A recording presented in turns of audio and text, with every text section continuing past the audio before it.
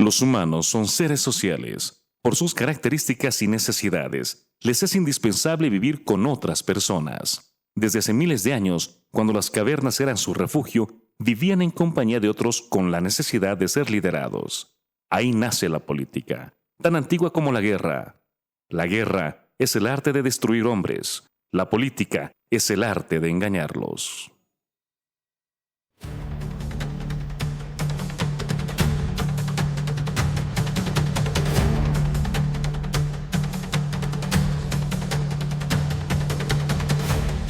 Bolivia llega a los 200 años con grandes desafíos de cambios en diferentes aristas, en lo social, en lo político y por supuesto en lo económico. Hoy abordamos ese tema en Homo Politicus. Buenas noches y bienvenidos, gracias por acompañarnos. Buenas noches a nuestros invitados, don Enrique Velasco, buenas noches, bienvenidos. Un placer siempre compartir ese espacio con usted. Gracias, Paula, por la invitación. Gracias, Pepe. Martín Moreira también nos acompaña. Martín, qué gusto tenerte también en Homo Politicus, bienvenido. Muchas gracias, Paola, muchas gracias, Pepe. Un saludo, Enrique, y un saludo a toda la audiencia, muy agradecido.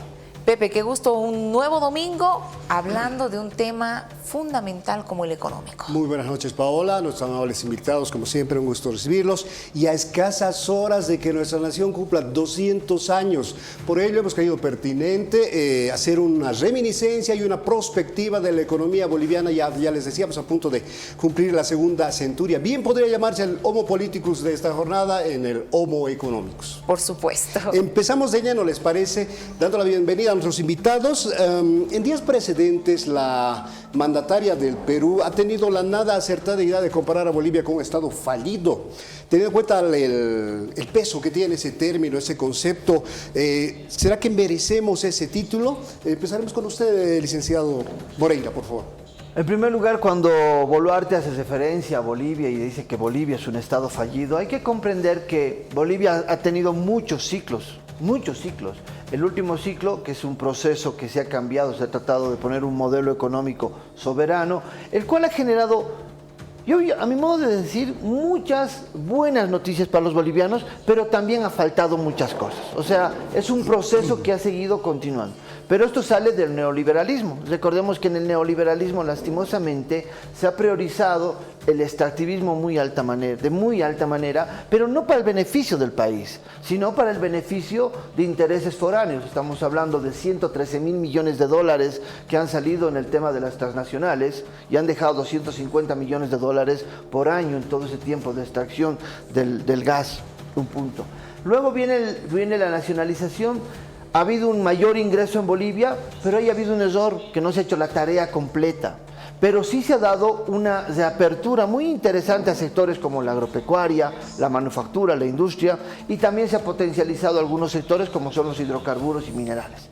En la última etapa vemos que Bolivia, después de un decrecimiento de menos 8%, un desempleo de 12% en Bolivia, más sumado a eso una deuda que ha ido creciendo a lo largo de Morales y en el largo de Yanine Áñez, recibe un país con serios déficits en el tema del COVID, y de ahí se empieza a reestructurar con un plan de upstream que consideramos que va a ser prominente, una apuesta por la industrialización, que es, creo que, lo más óptimo. Tenemos el 22 que ha tenido un ingreso, la manufactura, más o menos del 53%, y eso significa que hay vías respuestas del modelo económico, y creo que Boluarte no ha analizado ese contexto.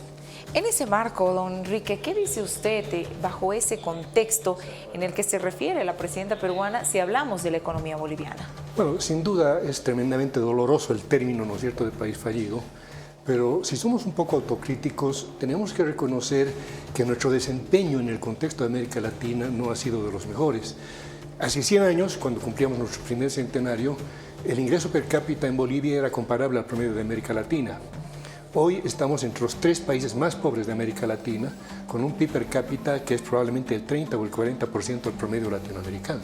Entonces, en ese sentido, claramente, siendo un país con un acervo de recursos naturales impresionante, o sea, sobresaliente en América Latina, con una demostrada capacidad de los bolivianos para trabajar y generar valor cuando salen del país, nos quedamos con la conclusión de que nuestro retroceso tiene que deberse que a lo largo de este tiempo hemos ido aplicando políticas equivocadas, y que probablemente estas políticas equivocadas han sido impuestas por políticos no adecuados, ¿no es cierto? Equivocados también.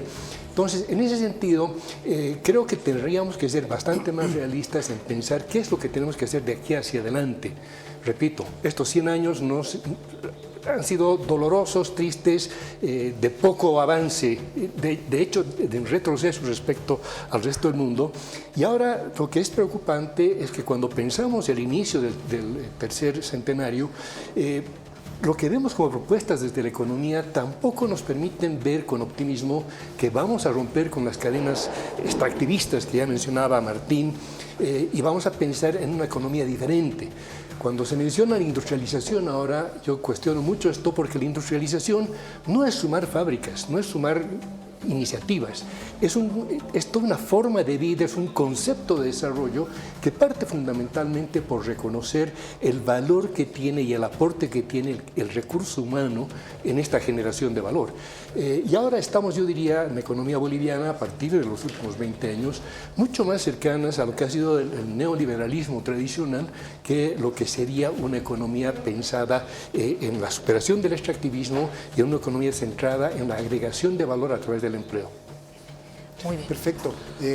Paola, amables invitados, queremos dar la bienvenida a esta mesa de trabajo al licenciado Napoleón Pacheco, que se integra precisamente para sumar los conceptos respecto a una reminiscencia que decíamos al empezar el programa respecto a al proceso económico que ha vivido Bolivia desde su nacimiento, teniendo en cuenta que en las siguientes horas cumplimos 200 años. En ese sentido, licenciado Pacheco, y teniendo en cuenta los ciclos productivos que hemos tenido, como la plata, el estaño, los hidrocarburos, el litio, quizá un proyecto fallido, ¿cómo percibe usted, qué lectura tiene de lo que pasó y de lo que viene para el país? Bienvenido y buenas noches.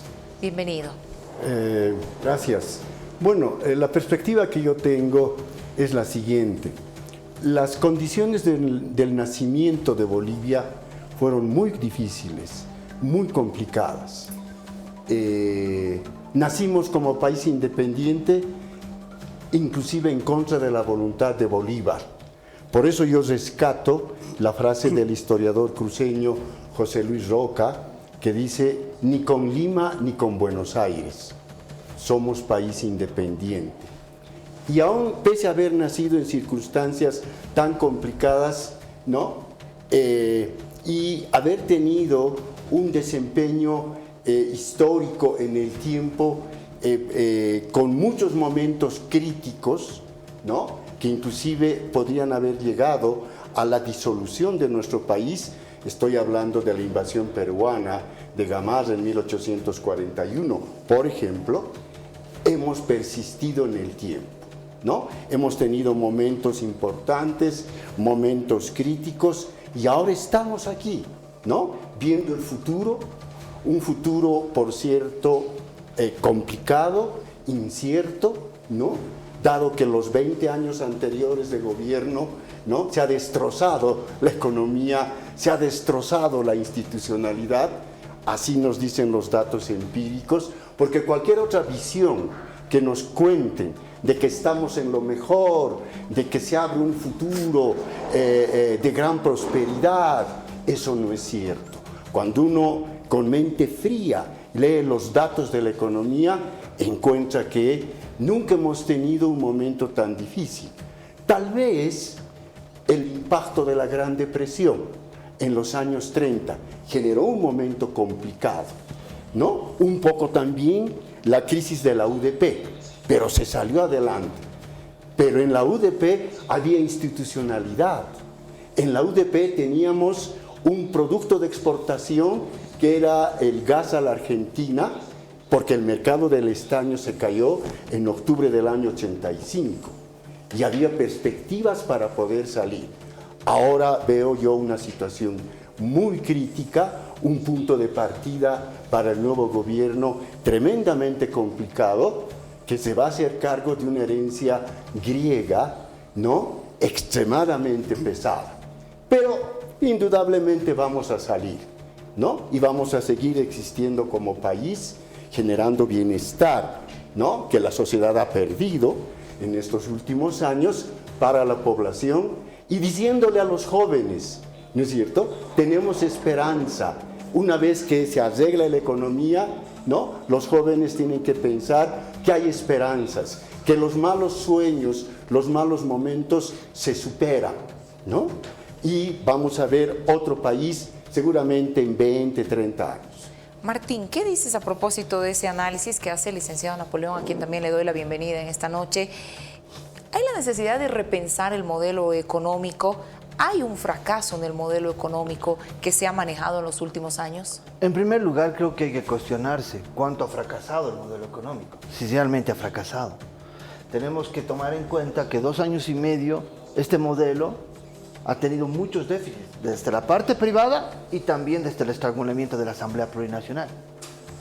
Tenemos que repensar esta situación. En la situación que estamos nos los han llevado los políticos y hay que ser muy puntual en eso. Los políticos han provocado un malestar profundo en la situación económica. Hemos tenido un 2021 y un 2022 en el que nuestros indicadores, tanto de exportaciones como de crecimiento, eran óptimos. Incluso el tema es inflacionarios. Hemos batido un récord en exportaciones donde el 70% ha sido el sector privado, no ha sido el sector público. Entonces ahí vemos que así se ha habido una apertura del modelo económico a la parte privada, porque no se ha hecho un trabajo que se tenía que hacer en el gobierno de Morales. Y eso ha sido un craso error, un craso error. Ahora, ¿cómo se lo tiene que pensar? ¿Se tiene que hacer ajustes al modelo? Sí se lo tiene que hacer. Pero decir que ha sido un modelo fallido después que ha arrastrado mucho de la crisis política del país es medio complicado. La inflación que estamos viviendo en este momento, según el Fondo Monetario Internacional, GPay o otros institutos o organismos internacionales, en un cápite fundamental dice, es por culpa de la crisis política que se ha vivido en el país. Entonces aquí tienes mucho que analizar dentro de lo que ha vivido el gobierno de Luis Arce.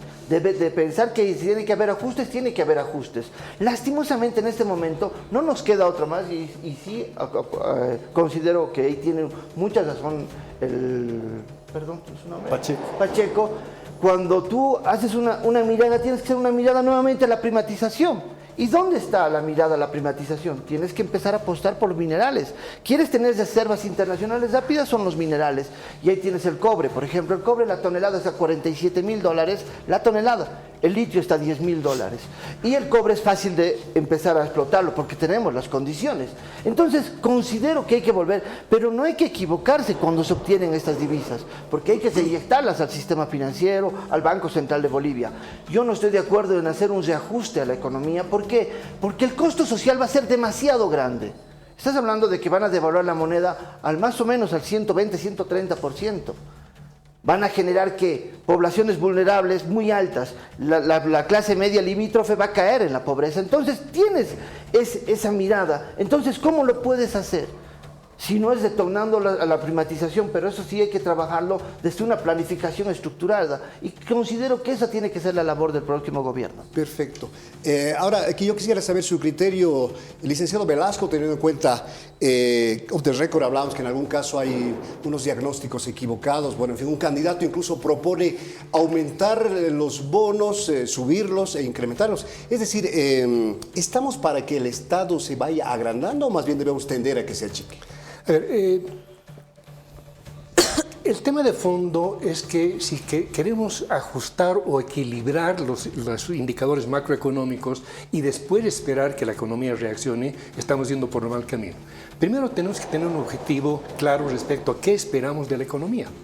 Y lo que esperamos de la economía es el bienestar de los hogares, ¿no es cierto?, el bienestar de las familias, salud, educación, etcétera, etcétera. Y eso significa que tenemos que empezar a imaginarnos una economía diferente, donde el Estado sí tiene que tener un rol, pero es la iniciativa privada la que va a generar las respuestas. Pero esa iniciativa privada no lo va a poder hacer en tanto no tengamos prioridades. Martín nos menciona un poco el tema del cobre, nuevamente volver al extractivismo. El problema de fondo, lo que está pasando con nuestra economía, es que no tenemos una demanda agregada que permita justificar la inversión, la creación de empleo, el ingreso de las familias, y eso empieza a tener un proceso autorreforzante de crecimiento, ¿no ven? En este momento, la capacidad de consumo de los hogares es prácticamente cero. La economía boliviana en ese sentido se está contrayendo como una uva pasa, ¿no? Entonces necesitamos pensar una salida a partir de la agregación de valor. Y aquí Martín mencionaba un poco el tema de la industrialización y lo comenté antes. Bueno, Pero ¿cómo tenemos que entender la industrialización? Para dar un ejemplo, el sector manufacturero en Bolivia tiene un sector que es, digamos, el sector formal de la economía. Es alrededor de 100.000 trabajadores que generan alrededor de 3.600 millones de dólares en producto. Y encima tiene 400.000 personas de cuentapropistas, ¿no es cierto?, de capitalistas populares o como los quieran llamar ahora, que solamente generan 500 millones de dólares con una productividad de 100 dólares al mes aproximadamente. Entonces, toda nuestra economía está yendo a ese cuentapropismo, a ese hacernos creer que todo el mundo puede ser emprendedor, y así, al igual que no todos podemos ser Messi ni podemos ser Madres Teresas, no todos podemos ser emprendedores, y eso lo digo por experiencia propia. Entonces, lo que está mal actualmente es que seguimos pensando en la salida por el tema del extractivismo. Tenemos que empezar a salir en cómo recuperar esa capacidad de demanda agregada en nuestra economía, y eso significa, por ejemplo, repensar el tema impositivo, repensar el tema financiero, que es lo que le está quitando capacidad de consumo a las familias. Cierro con eso. Pero dos cositas. Se tiene que generar condiciones, porque estamos saliendo de un mal momento. Se tiene que generar condiciones, y eso tiene que hacer el nuevo gobierno. Tiene que generar condiciones. ¿Y cómo se generan las condiciones? Con divisas. Tienes un sistema financiero, claro, que ha generado excedentes. Si tú haces una devaluación del 120%, ¿qué vas a quitar primero? Las tasas de techos de interés. ¿Eso qué va a significar? Que de vuelta vienen los excedentes al sistema financiero. Entonces, considero que es muy prudente lo que dices, pero se tiene que regresar nuevamente. No tenemos otra para generar condiciones en divisas, para impulsar al sector privado, jalar al turismo y jalar al servicio y tecnología.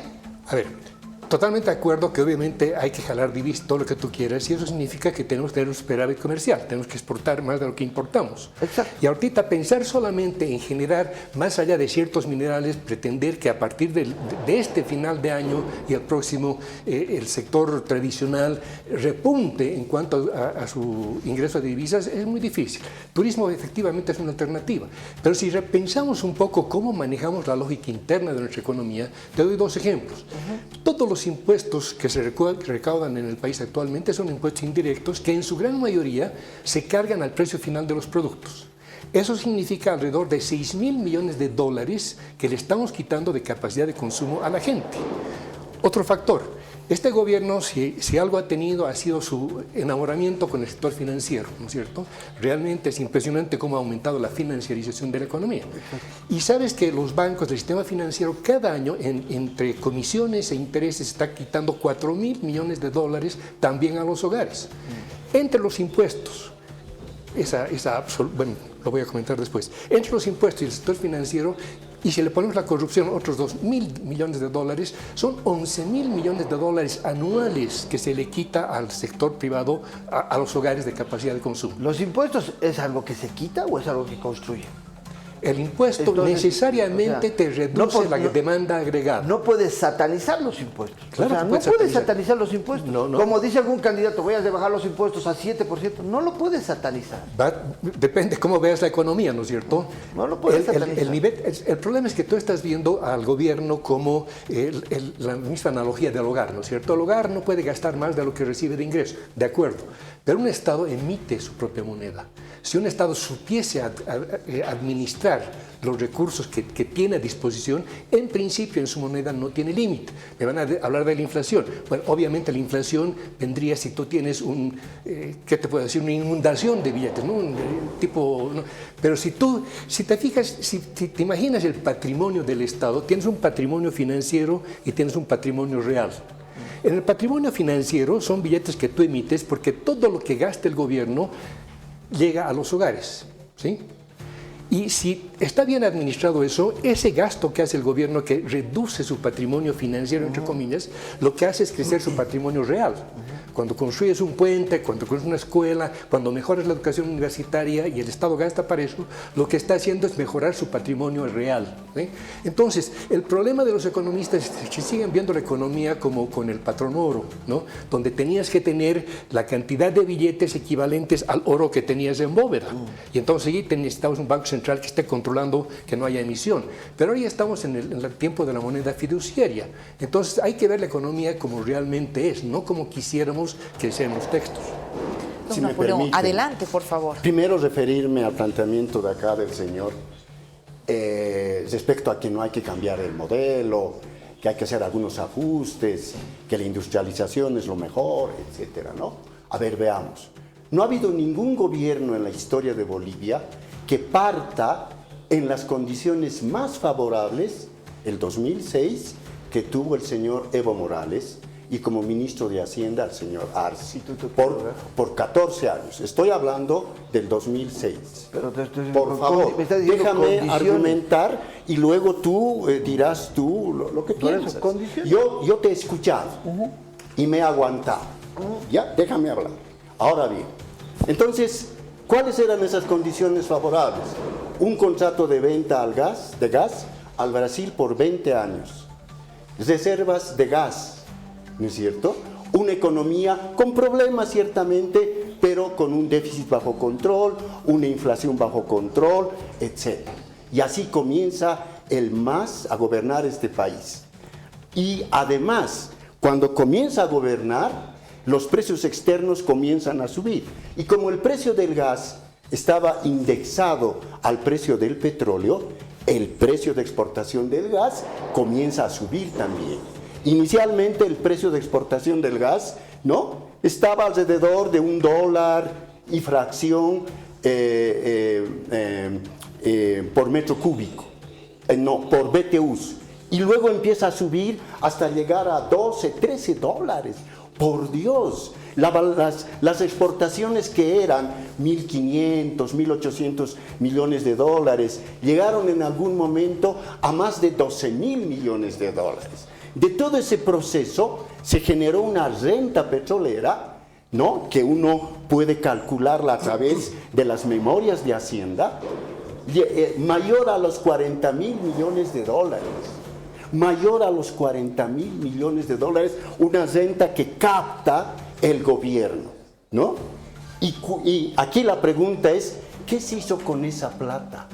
¿Dónde está esa plata? Se han hecho obras públicas. El teleférico, sin duda, es una vía de transporte moderna, en fin, hay algunas obras sin duda, pero, ¿no es cierto? La gran interrogante queda, ¿dónde está la plata? ¿Cómo se ha asignado esa plata? ¿No? Obviamente las condiciones favorables han persistido hasta los años 2013-2014. A partir del 2013-14, la producción de gas y por lo tanto la exportación comienza a caer, ¿no?, de una manera prácticamente permanente, constante. Y los precios del gas y por lo tanto de las materias primas también más adelante comienzan a descender. ¿Y eso qué ha generado en el país? Porque hasta el 2013-14 todo era felicidad. Superávit fiscal, superávit comercial, superávit de la balanza de pagos en cuenta corriente, y todos decían gracias al gobierno del señor Evo Morales. No, señor, él recibió las condiciones, el país en condiciones tremendamente favorables, a lo que se agregó el favorable contexto externo. Luego las condiciones cambiaron y todo lo que era rojo o verde en cuentas empieza a cambiar en rojo, ¿no? Déficit fiscal, ya llevamos casi 12 años de déficit fiscales permanentes que se están cubriendo ahora, ¿con qué? Con crédito del Banco Central. Si no, no hay otra explicación de la inflación. Uno no tiene más que revisar, ¿no?, la emisión de dinero, la evolución de la base monetaria para comprobar que esta se está disparando. Estamos al borde de la hiperinflación, ¿no? ¿Por qué? Porque el Estado no quiere cerrar el déficit o por lo menos recortarlo, entonces financia el déficit con préstamos del Banco Central.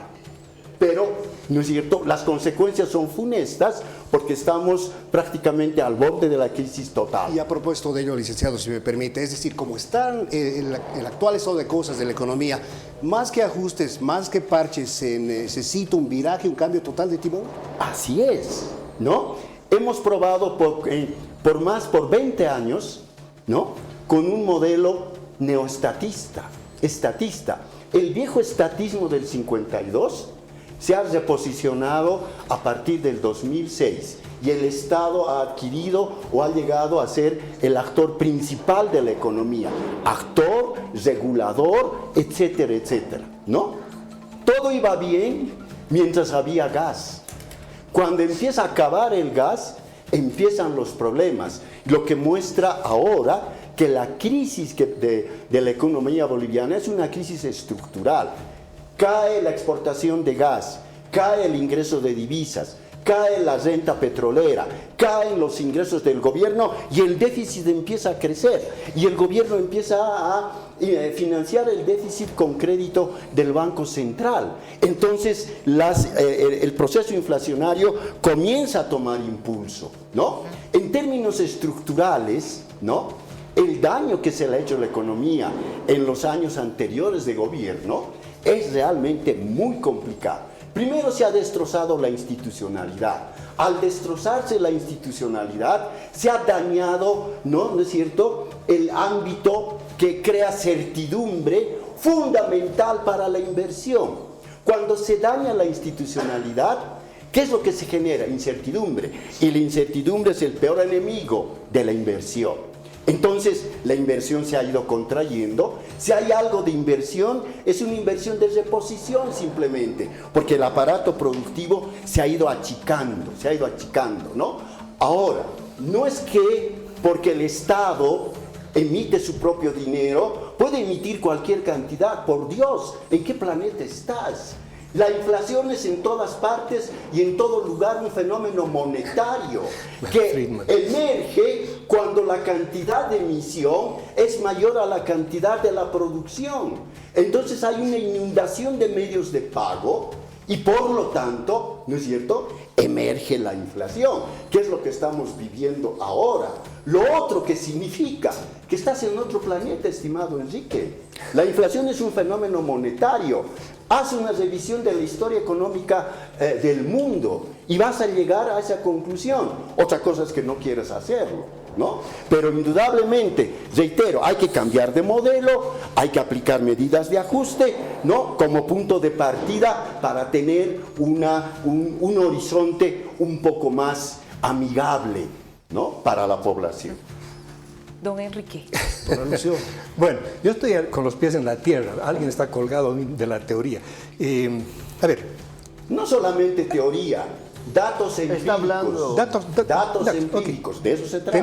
Tenemos déficit fiscal desde 2014, ¿sí? Déficit fiscal. Y recién en el 2024 empieza a verse aumento de precios y todo lo demás, ¿sí? Todas las economías que no tengan superávit comercial necesariamente operan con déficit fiscal, porque la única forma que la economía crezca es si el Estado pone dinero en la economía. Mientras más transacciones hay, más dinero tiene que haber. Entonces la emisión de dinero es una cosa normal. En el caso de Bolivia, te repito, 2014 al 2024 déficit fiscal sin inflación. 2024, cuando empiezan a faltar los dólares, déjame terminar, cuando empiezan a faltar los dólares, entonces empiezan sí a subir los precios, pero no porque hay un proceso inflacionario o porque la capacidad productiva se hubiera saturado. Tenemos un aparato productivo que está operando al 40% de capacidad. Por lo tanto, si habría más demanda, lo natural sería que produzcan más, con lo cual mejora su productividad y con lo cual podrían incluso bajar los precios. ¿Okay? Entonces, este tema, este mantra de que el déficit fiscal causa inflación no es tal. Si tú ves la base monetaria, entre el 2014 y el 2024 prácticamente ha aumentado en un 1 o 2% mensual. Lo que sí ha aumentado enormemente es el crédito bancario. Y eso es lo que ha generado dinero, mucho más, 10 veces más que lo que puede ser la emisión monetaria. El tema es que en la teoría económica no se está viendo el rol que tiene la banca privada como generación de dinero. Y por supuesto este gobierno también se ha equivocado ahí, porque resulta que siendo un modelo socialista ha tenido como aliado principal al sector financiero, que en los últimos 20 años ha aumentado sus utilidades, su patrimonio, de 500 a 3.000 millones de dólares y sus ingresos, sus utilidades de 15 millones de dólares anuales entre 90 y 2005 a 350, 400 millones de dólares anuales. Entonces hemos tenido una financiarización de la economía que ha facilitado, y además un tipo de cambio fijo, que ha facilitado el contrabando, que ha anulado nuestro aparato productivo, que ha eliminado el empleo y que ha empezado a generar cuentapropistas, ¿no es cierto?, bajo el eufemismo neoliberal de que estamos haciendo emprendedorismo, como si todo el mundo podría ser Messi y hacer empresa en cualquier momento. Entonces, Napo, yo creo que si quieres datos te los voy a dar con toda certeza y te voy a demostrar, y ya está demostrado palpablemente a nivel mundial, que Milton Friedman tenía bonito discurso, pero estaba totalmente equivocado respecto a cómo funciona la economía. Por eso le han otorgado el premio Nobel. El Nobel se otorga a los economistas equivocados. Exactamente. Vaya conclusión, estimado Enrique. Pero, a ver, ¿sabes qué es lo que te falta, Enrique? Por lo menos una buena lectura de un libro básico de introducción a la economía. No Friedman. Te ubicarías. Y eso te podría favorecer en tu análisis, ¿no es cierto? Revisa los datos del Banco Central, por favor, ¿no? El Banco Central ya no es la institución que era hasta hace un año. Sabemos que la información se ha anulado en muchos aspectos, pero todavía hay algo de información que nos permite hacer constataciones empíricas, ¿no es cierto? Constataciones empíricas. Entonces, ahora, ¿de qué se trata? Hay que hacer un cambio de modelo, hay que hacer ajustes en la economía y obviamente dentro de esos ajustes está frenar el proceso inflacionario. Estamos al borde de la hiperinflación. Y eso que los datos del INE no captan realmente la verdadera evolución hacia arriba de los precios, ¿no? Es una información obviamente oficial, claro, peor es no tenerla, pero apenas capta algo del movimiento de los precios, porque la inflación es mucho más intensa y eso es lo que está provocando el mayor empobrecimiento de la población, ¿no es cierto? Por eso es que, ¿no es cierto?, el número de pobres que salieron de la pobreza extrema, supuestamente gracias al MAS, ¿no es cierto?, está volviendo a aumentar. La Fundación Jubileo ha mostrado datos empíricos de que la extrema pobreza ha vuelto a subir, de que la mediana pobreza ha vuelto a aumentar en los últimos 2-3 años. Son datos empíricos, ¿no? Elaborados en base a información oficial provenientes de las encuestas de hogares. Gracias. ¿No? Por eso la situación es tan complicada. Gracias, licenciado Pacheco. Este es el Homo Politicus de la fecha, el Homo Economicus, un debate entre intelectuales en materia económica. Quiero volver a usted, licenciado Moreira. Se ha dicho no parches y más bien un golpe de timón, un viraje que necesitaría nuestra economía. Hemos hecho rememoranza al tiempo muy benigno y favorable cuando asumió Evo Morales el poder y la economía a nivel internacional daba para eso. ¿Cuál es el criterio suyo? En primer lugar, no hay que defender a Morales porque Morales ha cometido un craso error de no continuar las exploraciones y eso hay que dejarlo claro. Arce era el ministro de Hacienda 14 años. Estoy hablando. 14 años, señor. Y los programas de inversión pública. Mira, yo te voy a hablar con datos, no te voy a especular nada. Y él te voy a hablar con datos. Muy bien. Invertir. Te voy a hablar por favor. 113 mil millones de dólares La en idea el es participar neoliberalismo. individualmente, por favor. 113 mil millones de dólares en el neoliberalismo llevados por el gas. Una inflación de los TCFs en el gobierno de Tuto Quiroga, de Goni y de Carlos de Mesa a 25 TCFs. ¿Para qué? Para emitir bonos. ¿En dónde? En las bolsas de Nueva York y de Inglaterra. ¿Por qué lo han hecho? ¿Para qué? Para que sigan emitiendo y sigan sacando plata del gas. De ese gas que tenían las condiciones óptimas para hacer crecer. ¿Cuánto eran las reservas? No pasaban los 8 mil millones de dólares. ¿Cuánto era el PIB per cápita? 417 millones de dólares. ¿Cuánto es el PIB per cápita ahora? 3.552. Te estoy hablando con datos. Y gracias te estoy diciendo, a la trampa de las cuentas nacionales. Ahora vas ¿cuánto has recibido? Para aclararte datos, ¿cuánto ha recibido Morales en la época del gas, en el punto máximo? 60 mil millones de dólares. ¿Y cuánto ha sido la exportación? El tope máximo 6.400, no 12.000, pues revisa tus datos, no 12.000, no 12.000 millones totales. No 12.000. ¿Cuánto era el consumo interno? ¿Cuándo era el consumo interno en la época de Tuto Quiroga? ¿Cuánto? Defensa del MAS. Pero ¿cuánto era el consumo interno del gas? ¿Cuánto era? ¿Y ahora cuánto es? Ni menos de 1 millón millón de metros cúbicos de gas en el Tuto Quiroga. 4 millones de metros cúbicos era el 2014 y ahora es 13 millones de metros cúbicos el 2025. ¿Por qué? Porque ha crecido el aparato productivo, porque ha crecido el PIB nominal, porque ha crecido la industria en Bolivia. Gracias al gobierno satanista del MAS, que hemos tenido agroindustria que ha llegado a 3.440 millones de dólares en exportación. Pese al gobierno. Mira, el sistema financiero privado ha tenido 30% de regalías y de utilidades cada año. Y eso está mal. Eso hay que revertir. ¿Por qué? Porque son demasiados utilizados. En 3 años y medio puedes hacerte un banco tranquilamente. Lo mismo pasa con el sector agropecuario. Ellos no invierten ni un solo peso en inversión. Seguimos produciendo en una hectárea, ¿cuánto? 1.9 o 2.5 toneladas de soya. No hay ninguna de inversión cuando tenemos la misma semilla transgénica que Brasil, que produce de 3.5 a 4 toneladas por hectárea. ¿De qué estamos hablando? Estamos hablando de que realmente había un déficit privado de ¿cuánto? Del 15 al 19 de 9.000 millones de dólares. ¿Quién ha financiado eso? El Banco Central. Eso financia el déficit privado, dólares baratos para los exportadores. ¿Y ahora qué quieren? Hacer un ajuste. ¿Y el ajuste quién lo va a cargar? Las poblaciones vulnerables. La van a cargar todo encima. Con ajustes del 150, con venta de las empresas estratégicas, con negociaciones del litio y de otros minerales, como tierras raras. ¿Eso queremos? ¿Y cuál es la solución, queremos. Se tiene que hacer una reestructuración planificada. Se tiene que retornar nuevamente a los minerales, pero desde que lo maneje Comibol. Que esos dólares, como se ha hecho del 2008 al 2014, ¿cuántos dólares hemos generado en reservas? 16.000 millones de dólares. ¿Se los han utilizado mal? Sí. Morales ha tenido muchos errores, pero también ha construido el corredor bioceánico y ha construido muchas ventajas para muchas poblaciones que nunca hubiera llegado un solo peso con los gobiernos neoliberales. ¿Qué dice usted, don Enrique, a propósito de ese tema? ¿Hacia dónde tiene que ir el cambio en la economía? Ese golpe de timón al que se hacía referencia, ¿cuál es la visión suya? A ver, estamos en un canal universitario y si algo ha fallado en los últimos años ha sido precisamente la educación, porque los gobernantes que hemos tenido, los técnicos que hemos tenido, malos técnicos, han salido de las universidades, ¿no es cierto? Entonces, el problema que tenemos ahora es que cada año salen al mercado laboral alrededor de 150.000 jóvenes y nuestra capacidad de crear empleo mínimamente decente no pasa de 10.000, 15.000 empleos por año. Entonces, todos los años estamos expulsando o condenando a unos 150, 140.000 jóvenes al cuentapropismo, a salir del país, a hacer lo que pueden.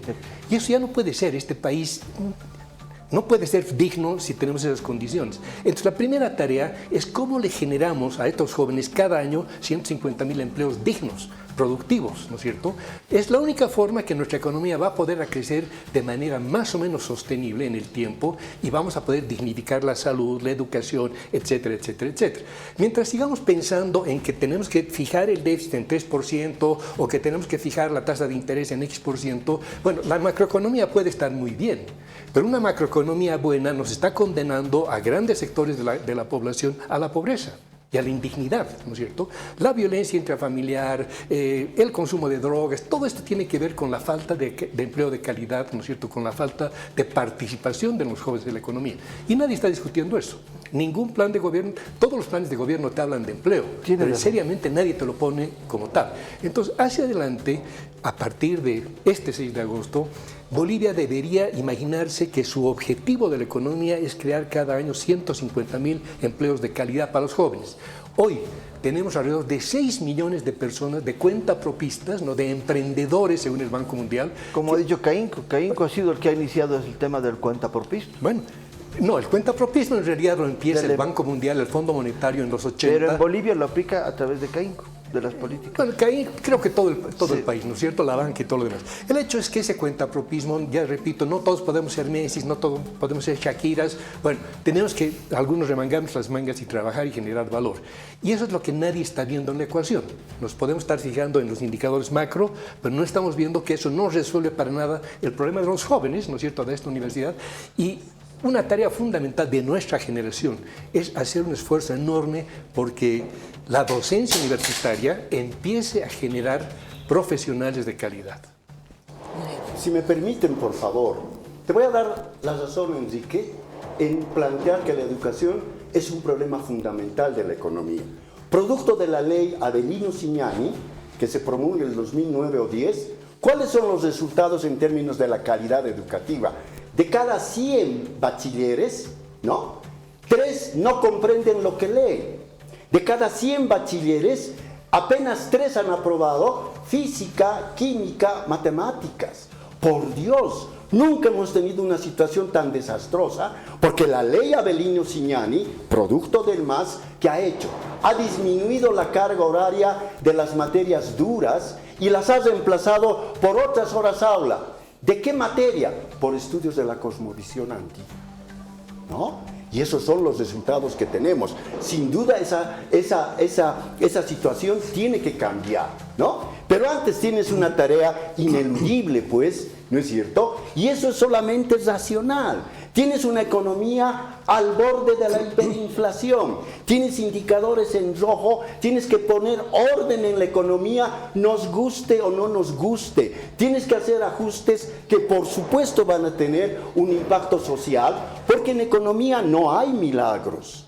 No hay Harry Potter, que creo que tú crees que existe. En economía no hay Harry Potter, ¿no? Se aplican medidas, hay costos económicos, hay costos sociales, y es parte de la herencia del presente griego que está dejándose el MAS y el gobierno del señor Arce. Así es, perdón, a propósito de números rojos, les propongo una breve pausa. Vamos a volver, quiero poner 2 preguntas en el tapete de discusión. ¿Estamos rumbo a una estanflación? Inflación alta y desaceleración de la economía. Quiero también saber el criterio de ustedes respecto al riesgo país, a la tasa de riesgo país que tiene nuestro país y que va descendiendo notablemente con las calificaciones que dan las empresas pertinentes. Una pausa y volvemos, por favor.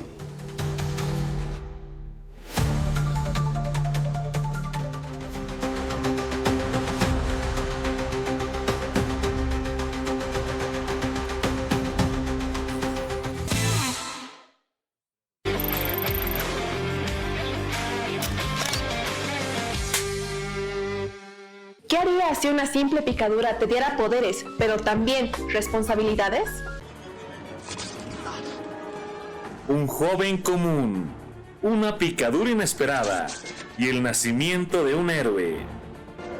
Tobey Maguire es Spider-Man, el hombre araña que lucha por justicia en las alturas de Nueva York. Un enemigo sin límites, un amor en peligro y una ciudad que necesita un protector.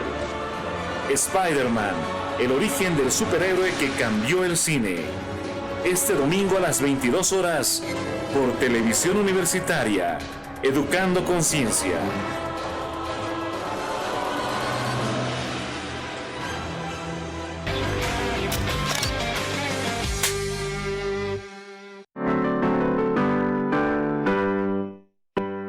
Si atesora la paz tu civismo. También Charcas, la culta está en ti. Cochabamba, probó tu heroísmo. Tusiqueda, Sin Par, Potosí. Pando. Beni, tu hermoso futuro. Y te brinda su Edén Santa Cruz. El poder de tus brazos, Oruro. Y Tarija, su tipo andaluz.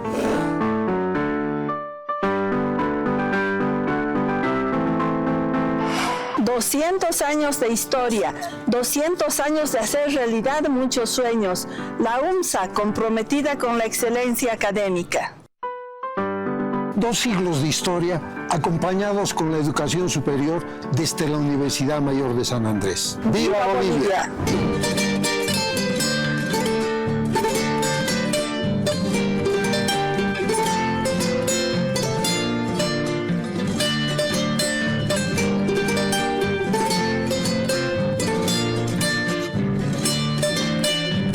¡200 años! Bicentenario de Bolivia. Continúa con TVU.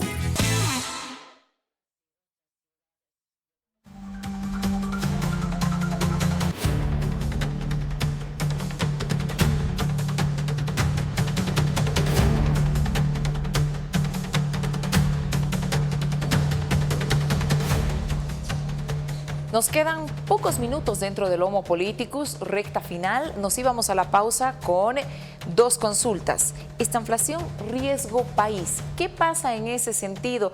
Ya para ir, por favor, cerrando las ideas. Martín, inicio contigo.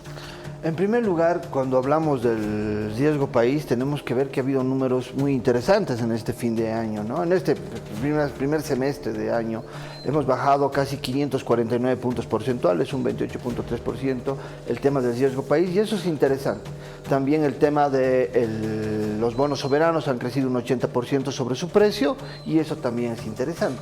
Y esto se debe a tres cosas muy fundamentales. Una, que se ha podido cumplir con el servicio de deuda, se ha pagado el 49%, hablando de un país que ha sido estrangulando muy fuerte y una deficiencia y una liquidez de divisas de 734 millones de dólares alrededor, y es un 49% pagado el servicio de deuda. Se ha cumplido con los acreedores en el tema de carburantes, estamos hablando de 1.100 millones de dólares que se ha pagado en diésel y gasolina.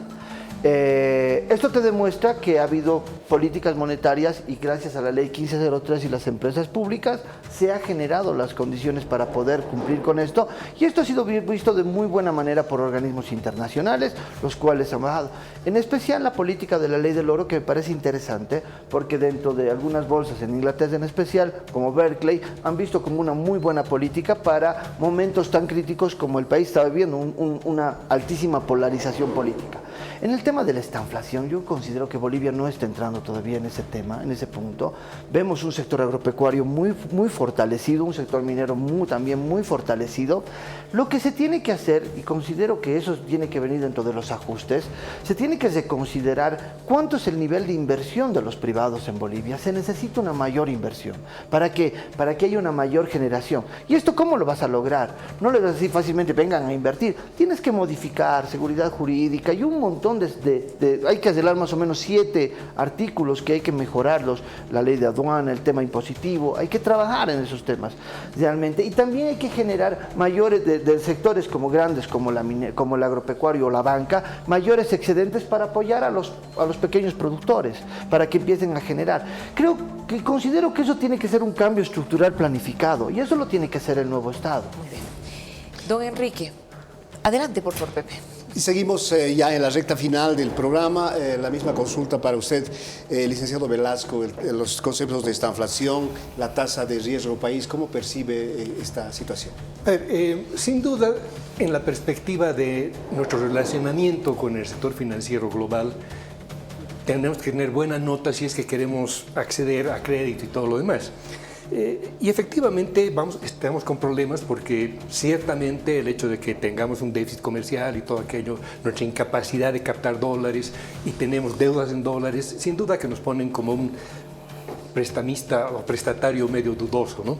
Pero yo creo que eso no se va a resolver a menos que resolvamos estructuralmente nuestra visión de cómo hacer economía en el país. Y el fondo es que nosotros como país no estamos generando valor agregado. E incluso nuestra incapacidad de generar valor agregado tiene que ver con que no tenemos un mercado, ¿no? Entonces, creo que hay que repensar la economía desde ciertos principios básicos, no imaginándonos que vamos a ir endeudándonos, prestándonos plata para cruzar el bache, porque tarde o temprano esa deuda que hay que pagar nos va a caer. Lo primero que tenemos que pensar es cómo empezamos a generar valor y riqueza en el país. Repito, hace 20, 25 años el sector manufacturero era un 20-25% del PIB, hoy está alrededor del 10%, menos del 10% del PIB. Nuestra capacidad de agregar valor es prácticamente cero. Todas las actividades todo el empleo que estamos generando es empleo básicamente de rentas, no es un empleo rentista, ¿no? No estamos generando valor. Y ese es el gran desafío. Este tema de nuestro relacionamiento internacional y todo lo demás se lo va a tener que ver en el contexto de cómo hemos mejorado nuestra posición como economía autosostenible. En este mundo globalizado no podemos ser independientes totalmente, pero por lo menos tenemos que tener la capacidad de generar el valor mínimo agregado que nos permita salir adelante. Y termino con un par de datitos. Nuestra economía actualmente es de 47.000 millones de dólares en números redondos. 55. No ha llegado a 50, pero sí, quitando valor sin impuestos, o sea, alrededor de 45 mil millones. Si quisiésemos creer, el año pasado hemos crecido al 0,7%. 0,73. Ok. Si el 25, al 26, nos comprometiésemos a crear solamente de los 150.000 empleos que necesitamos, solamente 40.000, pero con la productividad de la industria formal, que son casi $40.000 por persona, resulta que estaríamos hablando que este próximo año podríamos agregar a la economía alrededor de $2.600 millones. Correcto. Eso sería un crecimiento del 5 o 6%. Correcto. Entonces, esa forma de ver la economía y de decidir la política va a ser mucho más factible que simplemente pensar nos vamos a limitar a un 3% de inflación. O sea, pensar en equilibrios macro y no en generar valor. Entonces, yo creo que el desafío para los gobernantes de este año es ese, cómo le damos la vuelta al calcetín y cómo empezamos a pensar la economía desde adentro, no tanto en lo que viene, digamos, nuestra relación con el mundo, porque en la medida que tengas una economía sólida internamente, vas a ser creíble desde afuera. Muy bien, para cerrar, por favor, ya, licenciado Pacheco, la idea, sus conceptos a propósito de esa pregunta que lanzábamos al aire. Sí, a ver, es evidente que el riesgo país ha ido disminuyendo, pero ¿por qué ha ido disminuyendo? No por las buenas acciones del gobierno, sino por las propuestas que han hecho los candidatos de oposición. Propuestas orientadas a reordenar la economía, lo que ha permitido mandar un mensaje de ¿qué? De confianza en que a partir de que tengamos un nuevo gobierno se van a empezar a hacer bien las cosas. Entonces, eso ha implicado confianza, ¿no? 1. 2. Respecto a la estanflación. ¿Cómo no va a haber estancamiento con la inflación si el crecimiento el año pasado ha sido 0,7 y la tasa inflacionaria ha sido 25%? Es decir, inflación que va disparándose y una actividad económica que se contrae. Eso es estancamiento con inflación. Respecto al valor del PIB, por favor, ¿por qué el valor del PIB en dólares nominales ha ido aumentando? ¿Por qué razón? Porque el valor del PIB nominal en bolivianos se divide por el tipo de cambio y el tipo de cambio está congelado desde el 2011. Cuando uno hace la operación, obtiene pues los datos que dice el señor. Un PIB nominal en dólares corrientes que va creciendo, pero no hay dato más falso. Si el PIB nominal del año pasado en bolivianos lo dividimos por un tipo de cambio de mercado, exagerando, digamos los 13 o 14 bolivianos que señala el precio del dólar en el mercado, ese PIB de supuestamente 50.000 millones de dólares no va a ser más de 30.000. Ahí hay una trampita aritmética que los que hemos estudiado economía y hemos hecho cuentas nacionales nos damos cuenta, por favor. Finalmente, debo decir esto. Evidentemente hay que mirar el futuro con optimismo, pero sin ignorar que el ajuste de la economía va a ser muy complicado. Todos quisiéramos que no sea, pero el gobierno que reciba el mando del país va a recibir un presente griego, ¿no? Hay que hacer ajustes con costos porque de otra forma no vamos a tener futuro.